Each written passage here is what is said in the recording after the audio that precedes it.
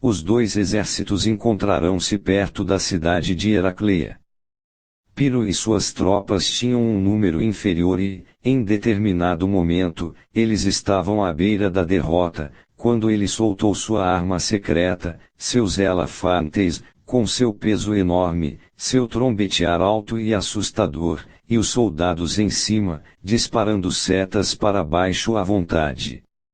Os romanos nunca tinham enfrentado elefantes em uma batalha antes, e o pânico espalhou-se entre eles mudando o curso da luta. Em pouco tempo, as disciplinadas legiões romanas bateram em retirada. A águia havia conquistado uma grande vitória. Sua fama espalhou-se por toda a Península Itálica, ele era mesmo a reencarnação de Alexandre, o Grande. Agora outras cidades lhe enviaram reforços, mais do que compensando as perdas em Heracleia. Mas Piro estava preocupado. Ele havia perdido muitos veteranos na batalha, inclusive generais imprescindíveis. Mais importante ainda, a força e a disciplina das legiões romanas o deixaram impressionado, eram diferentes de todos os soldados que ele enfrentara. Ele decidiu tentar negociar um acordo de paz com os romanos, oferecendo dividir a península com eles. Ao mesmo tempo, entretanto, ele marchou sobre Roma, para dar urgência às negociações e deixar claro que, se os romanos não pedissem formalmente a paz, teriam de enfrentá-lo de novo. Enquanto isso, a derrota em Heracleia tinha tido um poderoso efeito sobre os romanos, que não se intimidavam facilmente e não aceitavam bem a derrota. Imediatamente após a batalha, foi noticiada uma convocação de recrutas, e homens jovens responderam aos montes. Os romanos orgulhosamente rejeitaram a oferta de acordo, eles não iam dividir a Itália com ninguém. Os dois exércitos encontrarão-se de novo perto da cidade de Asculum, não muito longe de Roma, na primavera de 279 a.C. Desta vez os dois exércitos eram mais ou menos iguais em número. O primeiro dia de batalha foi violento, e mais uma vez os romanos pareciam estar na dianteira, mas, no segundo dia, Piro, um mestre estrategista, conseguiu atrair as legiões romanas até um terreno mais adequado para seu próprio estilo de manobra, e ganhou a vantagem. Como de hábito, quase no final do dia, ele liderou pessoalmente um violento ataque ao coração das legiões romanas, elefantes na frente. Os romanos se dispersaram, e Piro mais uma vez saiu vitorioso. O rei Piro agora tinha chegado ao auge, mas só sentia tristeza e um mau pressentimento.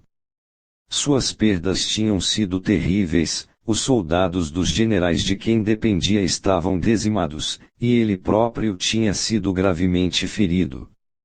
Ao mesmo tempo, os romanos pareciam incansáveis, nada abalados com sua derrota. Quando cumprimentado por sua vitória em Asculum, ele respondia: se derrotarmos os romanos em mais uma batalha como essa, estaremos totalmente arruinados. Piro, entretanto, já estava arruinado. Suas perdas em Asculum foram grandes demais para ser rapidamente substituídas, e o que restara das suas forças era muito pouco para combater os romanos de novo. Sua campanha italiana tinha chegado ao fim. Interpretação das histórias de Piro e seu famoso lamento depois da Batalha de Asculum vem a expressão vitória de Piro, significando um triunfo que é praticamente uma derrota, porque saiu muito caro.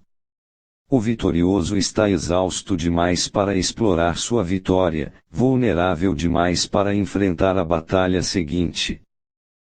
Na verdade, depois da vitória em Asculum, Piro alternou entre um desastre e outro, seu exército nunca forte o bastante para derrotar suas crescentes hostes de inimigos.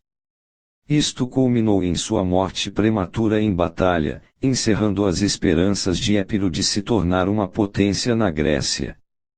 Piro poderia ter evitado esta espiral descendente. Um serviço de espionagem o teria informado sobre a disciplinada ferocidade dos romanos e sobre a decadência e perfídia dos tarentinos, e, sabendo disso, ele poderia ter demorado mais tempo formando um exército ou ter cancelado de todo a expedição. Ao ver que tinha sido enganado, ele poderia ter virado as costas. Depois de Heracleia ainda havia tempo para poupar, consolidar, desistir enquanto estava na dianteira. Tivesse ele feito isto, sua história poderia ter tido um final diferente. Mas Piro não podia parar, o sonho era fascinante demais. Por que se preocupar com os custos? Ele podia se recuperar depois. Mais uma batalha, mais uma vitória, selaria o acordo. As vitórias de Piro são muito mais comuns do que se poderia pensar.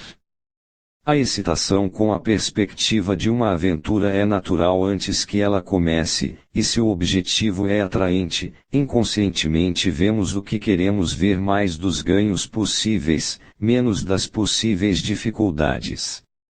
Quanto mais avançamos, mais difícil se torna recuar e reavaliar racionalmente a situação. Nessas circunstâncias os custos tendem não só a crescer, eles sobem em espiral e descontrolados. Se as coisas não dão certo, ficamos exaustos, o que nos leva a cometer mais erros, que conduzem a novos, imprevisíveis problemas, que por sua vez geram novos custos. Qualquer vitória que possamos ter pelo caminho é inexpressiva. Compreenda, quanto mais você deseja o prêmio, mais precisa compensar examinando seu custo. Olhe além dos custos óbvios e pense nos intangíveis, a boa vontade que talvez desperdice ao entrar em guerra, a fúria do perdedor se você vencer, o tempo que essa vitória pode levar, sua dívida para com seus aliados. Você pode sempre esperar por uma hora melhor, você pode sempre tentar algo mais condizente com seus recursos. Lembre-se, a história está cheia de cadáveres de pessoas que ignoraram os custos. Poupe-se de batalhas desnecessárias e você viverá para lutar mais um dia. Quando as armas perderam o fio e os espíritos estão deprimidos, quando nossas forças se esgotaram e nossos recursos foram consumidos, então outros vão se aproveitar de nossa exaustão para se manifestarem. Então, mesmo que você tenha generais sensatos, não pode fazer com que as coisas saiam bem no final. A arte da guerra, Sun Tzu, século IV a.C. Pontos fortes e fragilidades. Quando a rainha Elizabeth I, de 1533 a 1603, subiu ao trono da Inglaterra em 1558, herdou um poder medíocre, o país fora sacudido violentamente pela guerra civil e suas finanças estavam uma bagunça. Elizabeth sonhava em criar um longo período de paz no qual pudesse aos poucos reconstruir as bases da Inglaterra e, principalmente, sua economia. Um governo com dinheiro era um governo com opções. A Inglaterra, uma pequena ilha com poucos recursos, não podia esperar competir na guerra com a França e a Espanha, as grandes potências da Europa.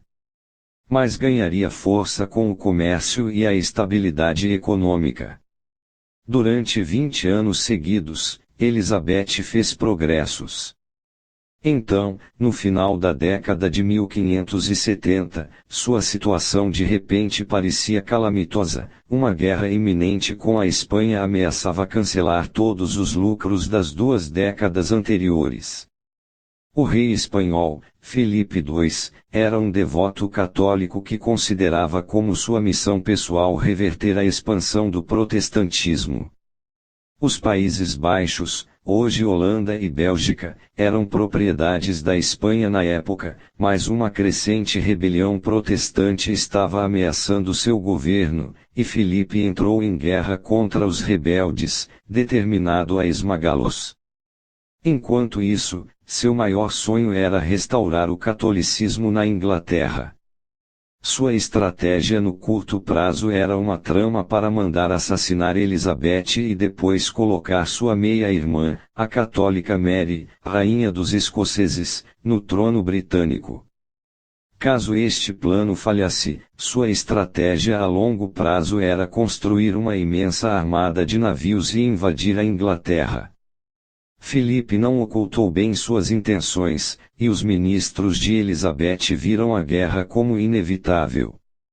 Eles a aconselharam a enviar um exército aos Países Baixos, forçando Filipe a colocar seus recursos ali em vez de em um ataque à Inglaterra, mas Elizabeth não gostou da ideia. Ela enviaria pequenas tropas para ajudar os rebeldes protestantes a evitar um desastre militar, mas não se comprometeria com mais nada. Elizabeth temia a guerra, sustentar um exército era uma despesa enorme, e todos os tipos de outros custos embutidos certamente viriam à tona, ameaçando a estabilidade que ela havia construído. Se a guerra com a Espanha era mesmo inevitável, Elizabeth queria lutar em seus próprios termos. Ela queria uma guerra que arruinasse a Espanha financeiramente e deixasse a Inglaterra a salvo.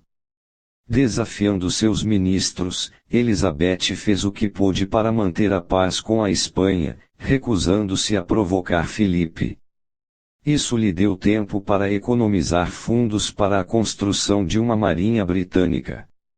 Enquanto isso, ela trabalhava em segredo para prejudicar a economia espanhola, que via como o único ponto fraco daquele país. O enorme Império Espanhol em expansão no Novo Mundo tornava a Espanha poderosa, mas esse império ficava muito distante. Para mantê-lo e lucrar com ele, Filipe dependia totalmente de navios, uma vasta frota que ele comprara com enormes empréstimos de banqueiros italianos. Seu crédito com estes banqueiros dependia do trânsito livre de seus navios transportando o ouro do Novo Mundo. O poder da Espanha apoiava-se em uma base fraca. Assim, a rainha Elizabeth soltou seu maior capitão, Sir Francis Drake, sobre os navios do Tesouro Espanhol. Ele deveria parecer estar operando por conta própria, um pirata agindo para seu próprio lucro. Ninguém devia saber da ligação entre ele e a rainha. A cada navio que ele capturava, a taxa de juros sobre os empréstimos de Filipe subia, até que, no final, os banqueiros italianos estavam elevando os juros mais por causa da ameaça de Drake do que devido a uma perda específica qualquer. Filipe esperava lançar sua armada contra a Inglaterra em 1582, com pouco dinheiro, ele foi obrigado a adiar o projeto. Elizabeth tinha conseguido ganhar mais tempo.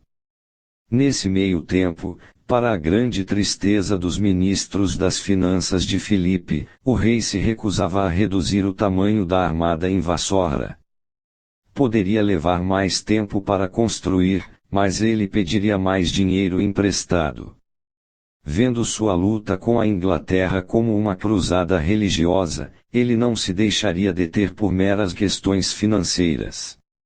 Enquanto trabalhava para arruinar o crédito de Filipe, Elizabeth ia colocando uma boa parte de seus parcos recursos na construção de uma rede de espionagem inglesa. Na verdade, com isso ela ficou sendo a agência de serviços secretos mais sofisticada da Europa. Com agentes por toda a Espanha, a rainha se mantinha informada sobre todos os movimentos de Filipe. Ela sabia exatamente de que tamanho ia ser a armada e quando seria lançada.